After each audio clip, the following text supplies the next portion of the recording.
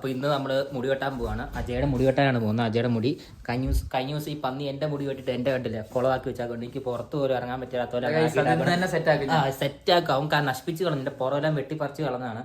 ഇന്ന് അവൻ്റെ ഞാൻ സെറ്റായി കൊടുക്കും. ഇവന് ഞാൻ പുറത്തിറങ്ങാൻ പറ്റാത്ത പോലെ ആക്കും. ഇതുകൊണ്ടോ ഗൈസ്, ഒരാളിവിടെ സണ്ണിനെയൊക്കെ കിസ് ചെയ്ത് കിടന്ന് ഉറങ്ങിക്കൊണ്ടിരിക്കുകയാണ്. അജയ് ഒരു ട്രാൻസ്ഫോർമേഷൻ റെഡി ആയിട്ടിരിക്കുകയാണ്. ഇനി നമുക്ക് അജയുടെ മുടി വെട്ടിയിട്ട് കാണാം. ഇത് ഞങ്ങൾ ഒരു ബാർബർ ഷോപ്പ് ഇറങ്ങാനുള്ള സാധനമുണ്ട്, കത്രിക എല്ലാ സാധനമുണ്ട്. അപ്പം ശരി, മുടി വെട്ടിയിട്ട് കാണാം.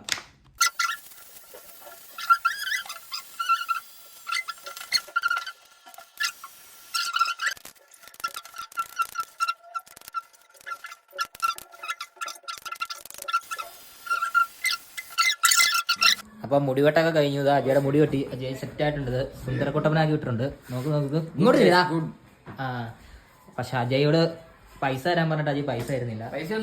ഇവനോട് ഞാൻ വെറും 50 രൂപ ഞാൻ ചോദിച്ചുള്ളൂ. ഇവനോട് തന്നില്ല. ഇവനോട് ഇപ്പൊ മൂന്നാല് നിർത്തി ഞാൻ വെട്ടി കൊടുത്തു. 5 പൈസ തന്നു കഴിഞ്ഞാൽ അത് ഞാൻ കുക്കുസാറിനും വെട്ടി കൊടുക്കാം. പക്ഷെ ഇവൻ എന്റെ തലമുടി വെട്ടിയിട്ടാണ് കുളവാക്കുകയും ചെയ്തു. ഇവനെ ഞാൻ നന്നായിട്ട് സെറ്റാക്കിയതാണ് എന്റെ വിശ്വാസം. ഇത് സെറ്റായി കൊടുത്തിട്ടുണ്ട്. സെറ്റായില്ലെന്നല്ല നീ പറയുള്ളൂ.